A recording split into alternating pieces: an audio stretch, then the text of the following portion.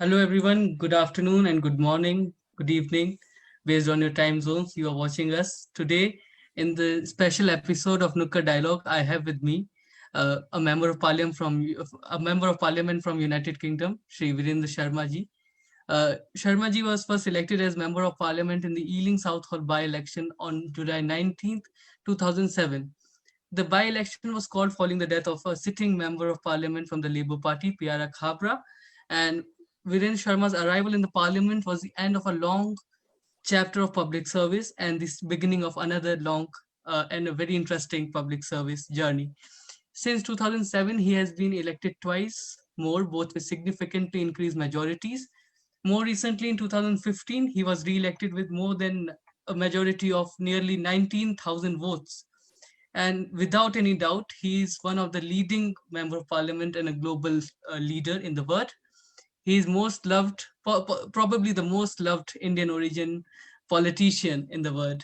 And he has been active on various issues like the global warming, climate change, youth issues, and more recently, he also is vocal on Brexit and related issues. So welcome to the program, sir, and it's such an honor to host you today. Thank you very much, Eshan. It's a pleasure. I have watched you from the distance on your uh, programs and listened to you and your many other speakers. It's a pleasure to join you and giving me this honor to share my thoughts and also talking to you, not only you, but many others who are joined today on this program. Thank you. Thank you very much, sir. So, sir, to begin with, can you tell us about your journey from India to UK, and then how you became from a bus, for a member of parliament for being a bus conductor in UK? Right. Thank you very much taking me back into my past journey of the passage. As you know yourself that you said it, that I was born in India, in Punjab, in a small village, and had my education in India and moved to Britain in 1968 at the age of 21. And after initial looking for the jobs or working odd jobs, I got the job as a bus conductor, which is the beginning or settling in this country. Uh, the choice, whenever anybody moves from one place to the other, which we can say migrant, whether it's we were all the economic migrants, moved to Britain, because at that time Britain was the only country was seen where you have more opportunities, to success, mainly financial terms. But as a young boy, there was an idea that I might get better education there. As I always say, my mom always wanted me to be a lawyer, thought that I will do some legal qualifications, earn some money or save some money, and possibly come back. Once I arrived here, started working, then you have to think seriously what your future lies and where your future lies. Uh, I chose the path. I mean, many of my friends and colleagues, relatives at that time chosen more economic side of progress. I took it that I also have a responsibility towards the society, my other working class colleagues or other workers, wherever the discrimination taking place at that time, racism in the society or discrimination or prejudices were very open. So I joined the trade union, start learning, participating, and fighting against any kind of discrimination in the immigration laws, trade union laws, rights for the workers, opportunities in having progress in their workplace, promotions, everything. So that's where the journey started. Joined, I always say that, Eshan, that I was at the right place at the right time. It's not that I was the only one who was doing it, but it happened to be that I did it. I must say it. I'm elected 5 times as a member of parliament. I served as a local councillor, like your own corporation members, for nearly 25 plus years. So it's altogether about 45 years in elected positions in Britain. And because I chosen Britain is my place now with my family and my now grandchildren here. So that's where the journey started. That's where I'm now. Yes, that's very interesting, a very intriguing journey, as you have mentioned, 45 plus years in public service. So, so if you can tell us about, because you have been vocal about Brexit recently, so was Brexit necessary, and what are the repercussions that the UK is now facing because of Brexit? Look at,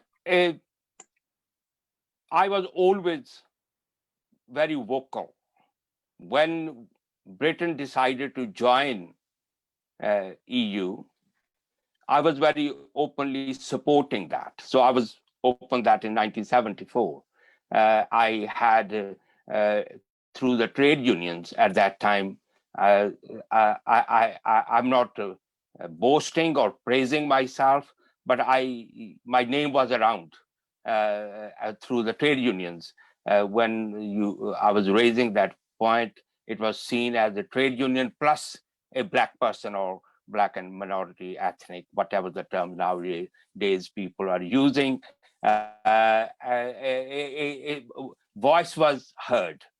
So I was vocal that yes, this is what we need to do, because I believe in global partnership rather than individuals. So now when Britain decided, or the moves by a right wing, and I would say that reactionary politics that wanted to withdraw, I opposed it.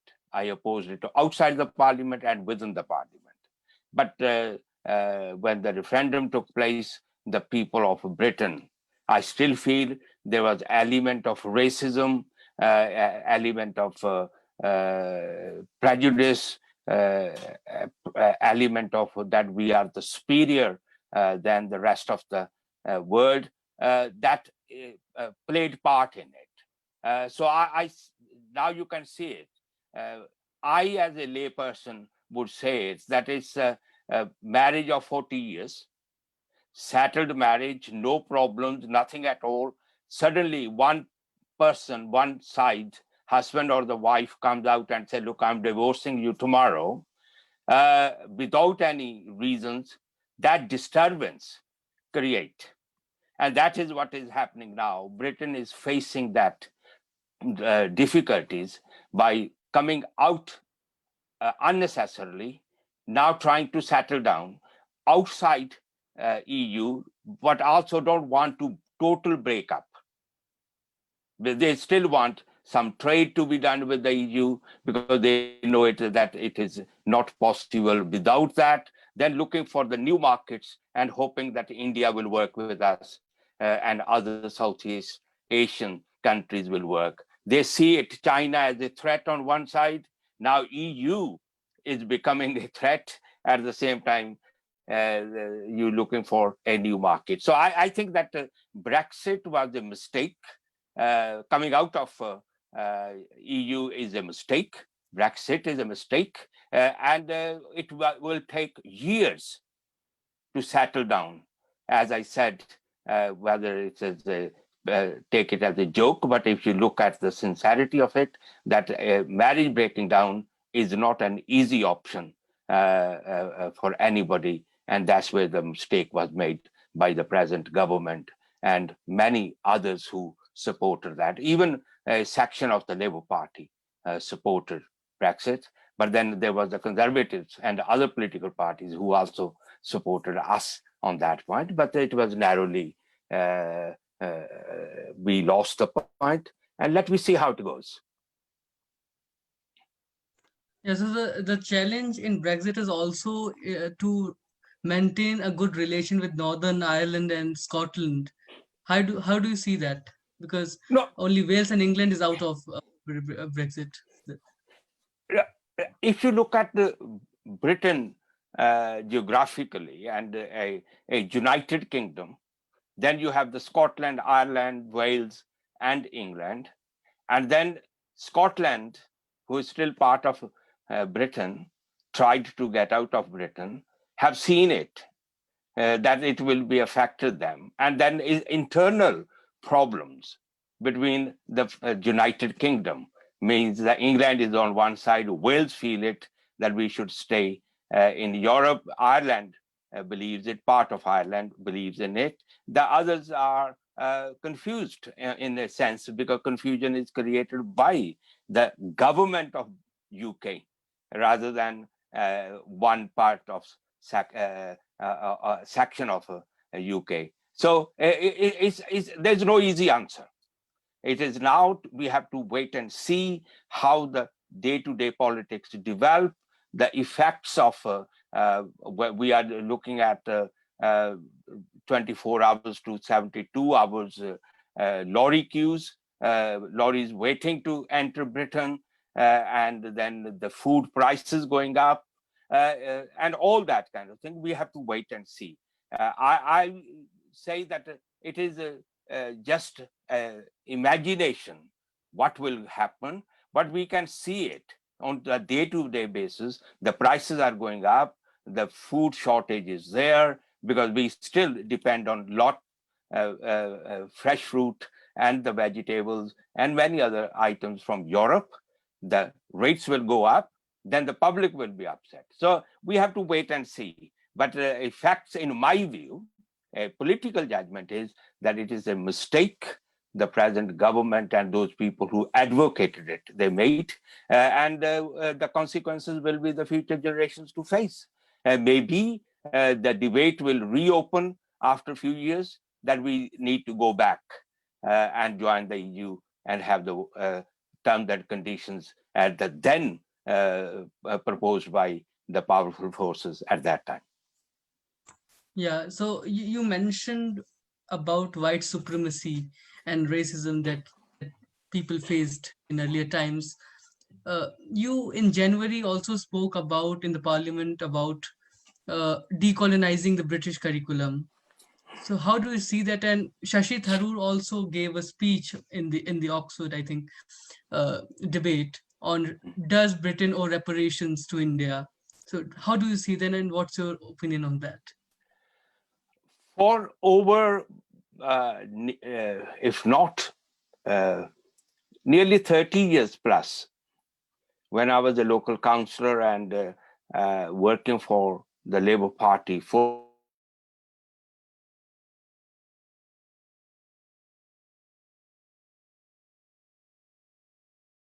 taught in the schools and in the British circles is up to date or not.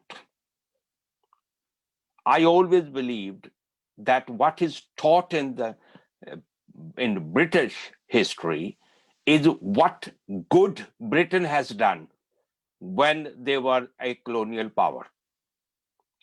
Right? What they good railway in Britain, railway in India, brought some kind of education into India.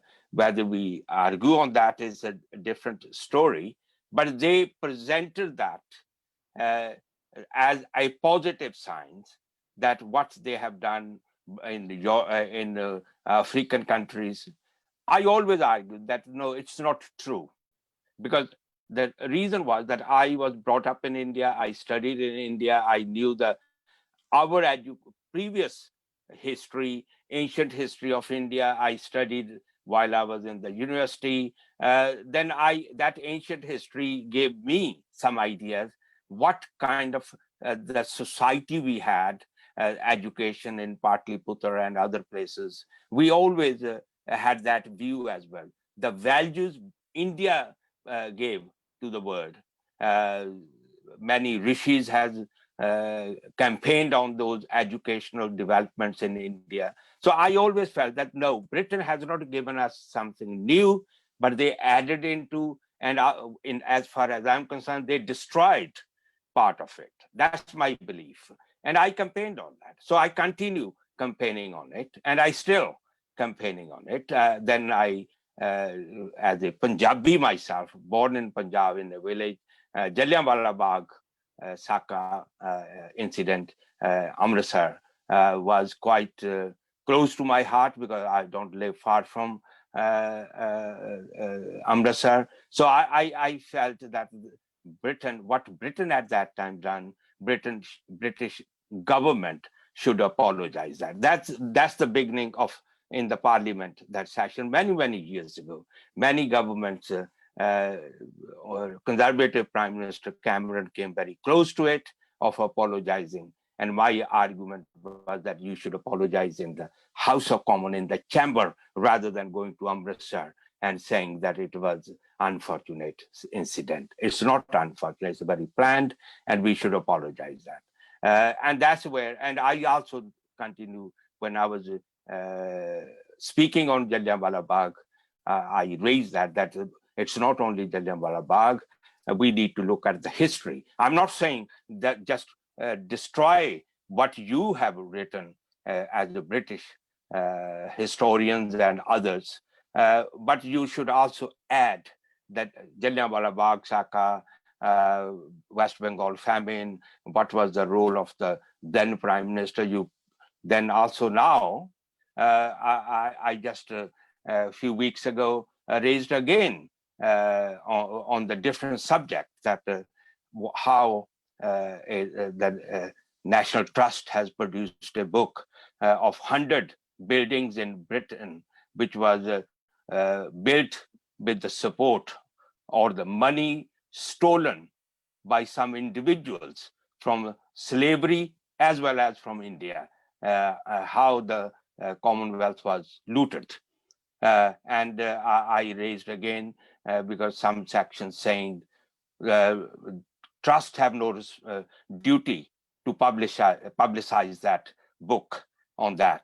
And I'm saying, no, they have, everybody have a duty to highlight where the problems arose. And that's why it's important that we got those 100 beautiful buildings, but how those buildings were built, who brought the money from where, what the resources were put in from the Commonwealth countries, how the citizens of those Commonwealth countries were left without the resource and brought it here. So this is an issue which I'm campaigning on, and I'm sure that if I'm not successful, somebody else after me will be carrying on that. Yeah, so you mentioned that you are a Punjabi yourself, and in today's India, we are facing we are seeing a nationwide protest against a very newly introduced farm bill in India, and many farmers from Amritsar, from different parts of India, from Punjab, are protesting on Delhi borders. You, as a member, a very active and very popular member, a very popular face of the Indian diaspora in the UK, how do you see the farmers' protests, and what is your opinion on that? I mean, I wear two hats.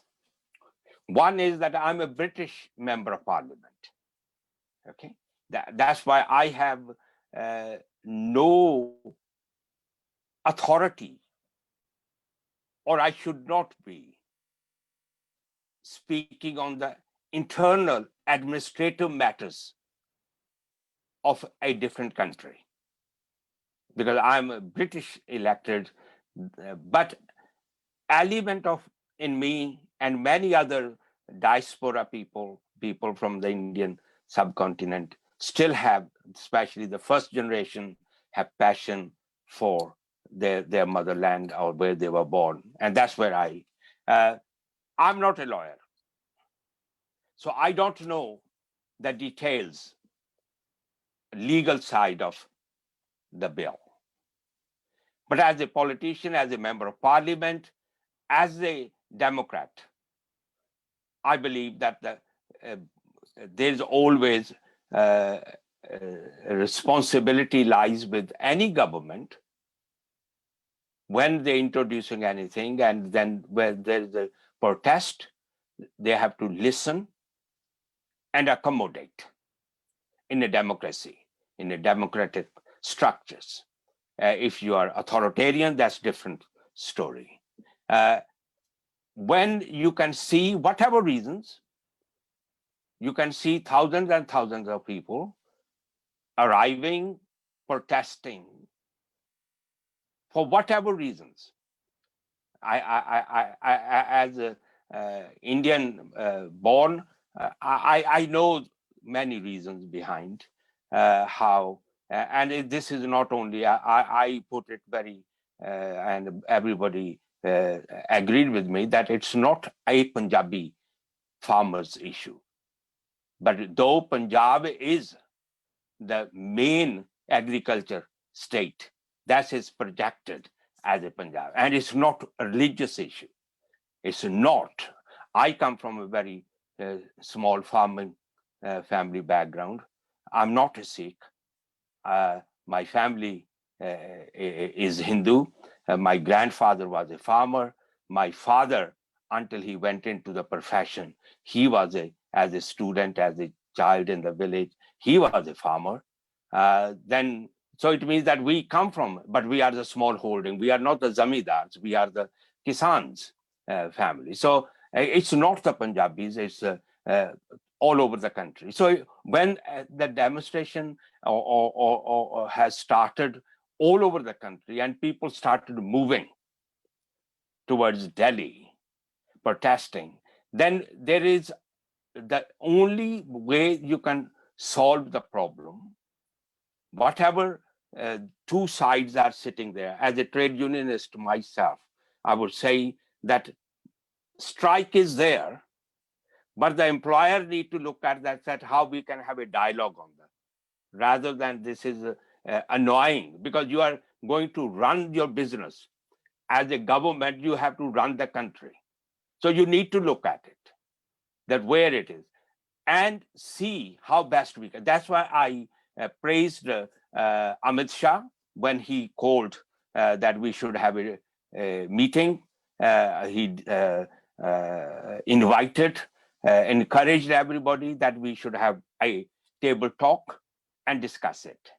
And table talk in democracy cannot be with the big crowds, right? So it will be the farmers need to select their people. I understand that the talks have started, whether it's a successful talk or not, but it will take a time because it's a major issue. There's a law on one side, they formed it, making the change. But yes, after listening to the people, and in a democracy, you make the amendments, you accommodate that one. So that's the way I look at it, that it is the responsibility of the country, which is government and the people of the country, to decide. Outsiders can express their views, but cannot denounce the government. I will not, because this is the administrative through the parliament. Then it's in the democracy, when the right time comes, if you are not successful, then there will be the elections. In the election, you will decide. The people of the country will decide. So I'm sometimes people do say that you're sitting on the fence, but I also say that if I start questioning the parliamentary system in India, rightly or wrongly, we have very concerns on that as a diaspora member, because as I repeatedly saying it, that I was born in India. So I understand how the parliament works there. There's many questions raised, but I will be reluctant to attack the government on that side, because this is the administrative side of the law. And I think that both parties need to work together to find a solution, because you don't want to see, because we, as a diaspora member, we have very strong relationships. We still have our links in India. We still travel to India. We don't want unrest in India. We wanted everybody to be democratically responsible into the decision making. So I hope that they will resolve the issue as quickly as possible so that we can have a peaceful development. Yeah. So coming back to the issue of Brexit, do you think Germany's hegemony will, pose a threat to Britain? And if yes, how Britain is going to tackle that hegemony from Germany? No, I mean, if you look at the European history, they never had, Europe was never friendly with each other. French and British fighting, Germany fighting, Italy, reactionary forces involved. So I don't see that will be, there will be a power struggle. Who becomes more powerful in Europe now when Britain is out? Britain has the history. So I don't think that will be a serious threat to Britain, or Britain will be a threat to Germany. It will be a trade negotiations rather than the military or army struggles. It will now, because we are global economy, global citizenship is there. So everybody is working, trying to work together. There will be who will be the powerful. That will be the struggle. And I don't think that there's more than that. I'm not too concerned on that. Yeah. So earlier you mentioned about global partnership, the importance of global partnership in today's world. So I think youth is going to play a major role in the world over. And as a sitting MP, you have been very active on youth related issues. You have been throughout the pandemic. I have witnessed that you have been addressing students on various platforms, especially through your initiative called British South Asian Youth Summit. And I think today there's also some more sessions of that. How do you see the role of youth in today's world, and what are your words of wisdom, if you can say, for the young citizens across the world? I'm very open on this. I campaigned involvement of youth in the everywhere uh, for the last when I was a young boy. Since then, I'm campaigning on that you can't ignore youth. You need to get youth involved with you right from the beginning, not leave it up to the last minute that I'm controlling as a elderly statesman or grandfather. I know what I'm doing, but you don't get the young people, the youth with you, so that they can easily take over. You don't create a vacuum. So that's why it's important to working with those people who are going to take over from you. I always say it that I'm sorry I'm using the term I always say it, because that's where I'm sitting at the moment. Normally I don't use I always use we do it. But I certainly personally say that we are the future. We are not the future, right? So we need to take the future with us when we are together, so that they can take it over. So youth is the future rather than we are the future. So that's why it's important. And I done it many events in the House of Commons in the past, but I must say that COVID has given us this new way of talking to internationally, which that opportunity was not there before. Like today we are talking. So that's where I held various youth events or webinars, whatever the term people like to use. I'm saying it's interaction with the young people so that you can take it over in your own localities and how best we can pass. I feel it that young people should not be rejecting us, means the older generation, to say you done nothing, but make sure that you understand what we have achieved, whatever the circumstances were. Look at the economic, social, and political conditions we have gone through in India here. That's why Southeast Asia is more close to me because I'm from there. So I wanted that region to be strengthening with the knowledge and the opportunities for the young people in the knowledge from us to passing on, and the opportunities created for the young people in the future so that they can take over those opportunities and gain from there, and also to create an environment which it is more peaceful, more democratic, more equal. That's what I want to see. Religiously fundamentals free. I make it absolutely clear. I'm not in favor of that. Those days has gone when in the one small region you have the religious monopoly. Now that is not. Nobody is now staying in one place. You are moving for the economic opportunities. You're going for better lives. So that's where I bringing the youth. They can take it over. The past generations and the generation of my generation, we cannot. We are not be there for long. So people like you and many others who you are closely working with, they are the future. They need to learn from us, and that's why I create the opportunities where the other people with their experiences comes, speak, and guide, and get involved. A movement, create a movement throughout the world that we want the peaceful and an environment where we have the future opportunities to development and also a better status for everybody. Yeah. So talking about the youth itself, the cost of education for abroad for students from abroad in UK is higher than other countries, and there are problems relating to visa and educational loans and scholarships. How do you see that, and how do you see the government's response, UK's government response on that? Now, as we are the economically weak nations, right? It's not what Britain was, it's not the same.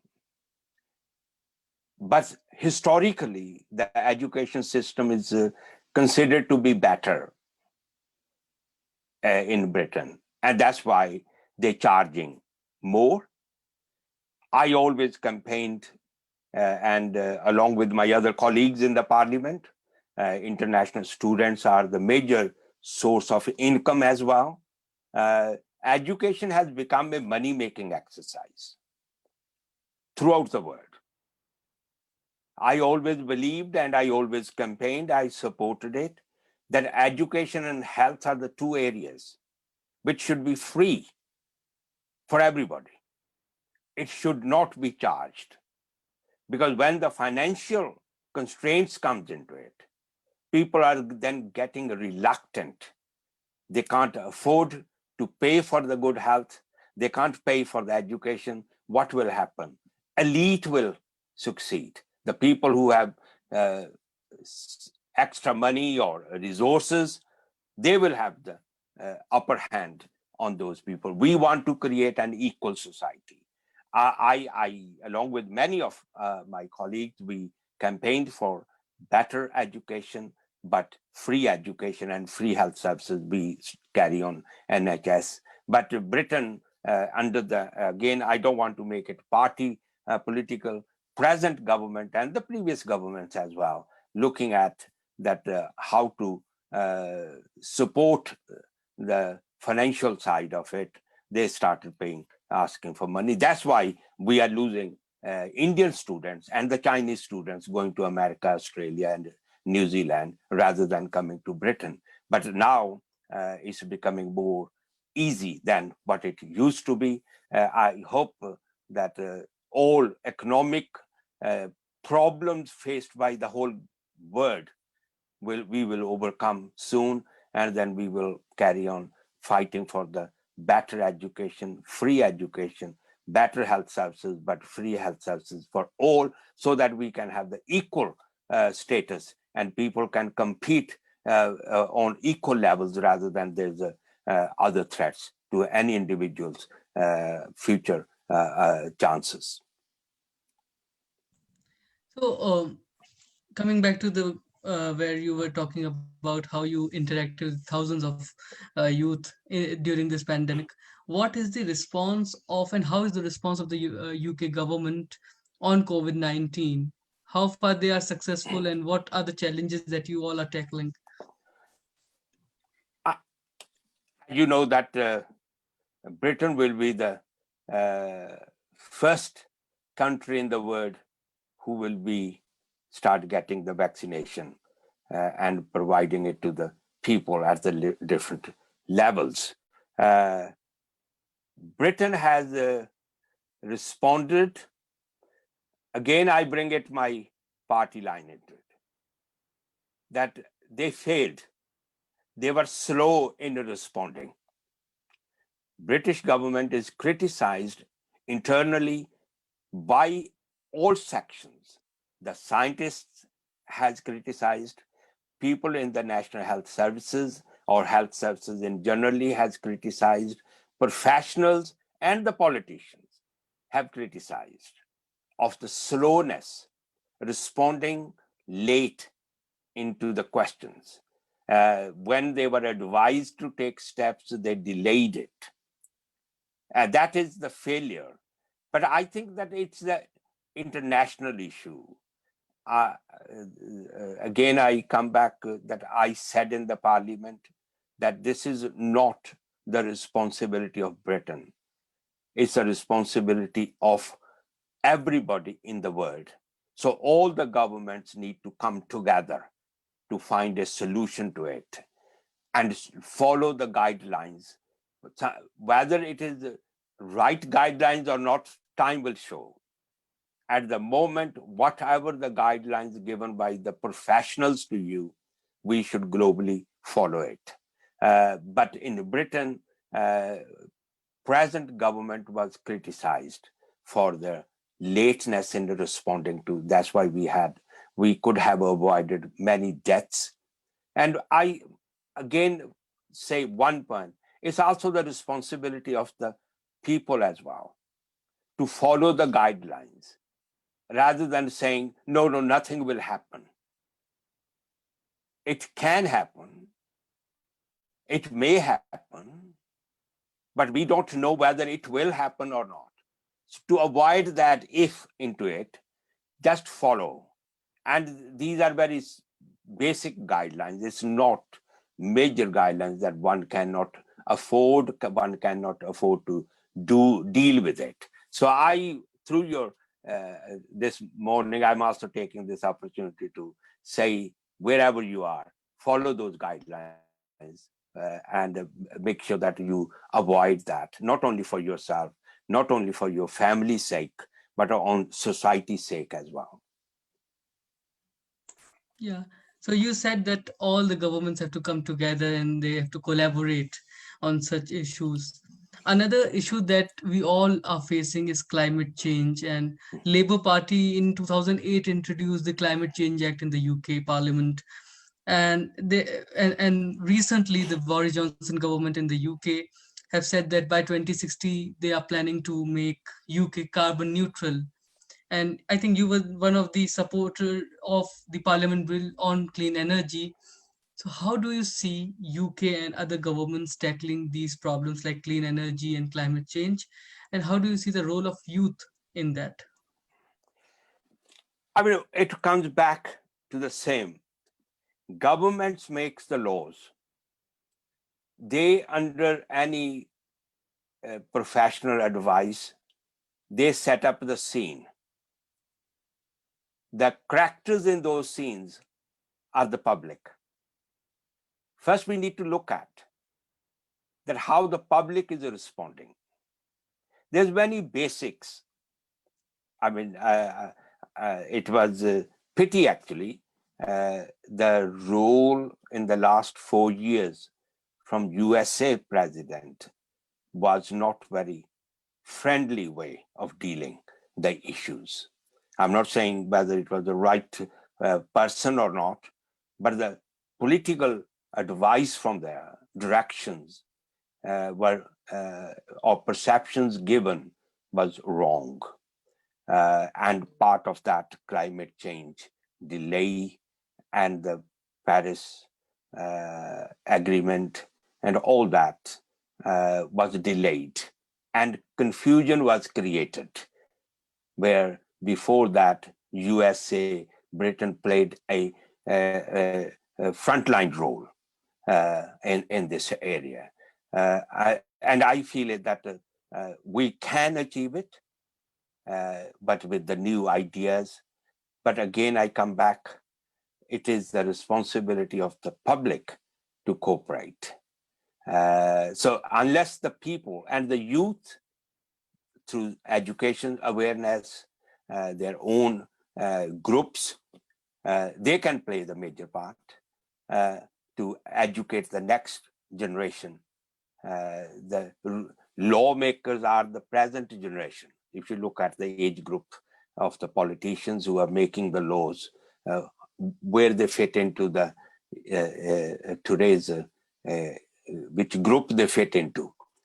So that's why it's important the youth is taken with. That's what I'm trying, that while I'm there, I wanted the youth to be joining me, so that when I disappear from the scene, they carry on taking it, or I walk with them, rather than I leave them behind and expect them to run after me to join, which I'm miles ahead of them. So what I'm trying to do is that wait, take the youth with you, walk together to achieve it. So when you go tired or disappear from the scene, they can carry on to the next leg. So that's why it's important that though Boris is saying it, we will be bringing, when I say we, mean the parliament will be bringing more laws into the country, introductions of the new ideas of the, as you yourselves mentioned, the green energy and all that. That is to saving the planet and the future activities. And I wanted the youth to be there to take it over, rather than they wait us to leave, then take over. It might be too late once we leave. If we are working together, we can easily achieve it. Yeah, I think those are many, those are the most powerful words from Mr. Sharma. And finding someone like Mr. Virendra Sharma is very rare. A global leader who is actively involved in issues like climate change and youth-related issues. I think he's an inspiration to many, many global leaders. And thank you so much, Mr. Sharma, for being with us today. It was truly an honor to be in conversation with a leader like you. Thank you very much, Eshan, and giving me the opportunity to share my thoughts. But I think it's not, or it should not be the end. It should be the beginning of having a dialogue. I wanted the young youth to be involved, and I wanted to be with them. So that's where I feel that we will meet again with any ideas. If you let me know, I will be happy to share.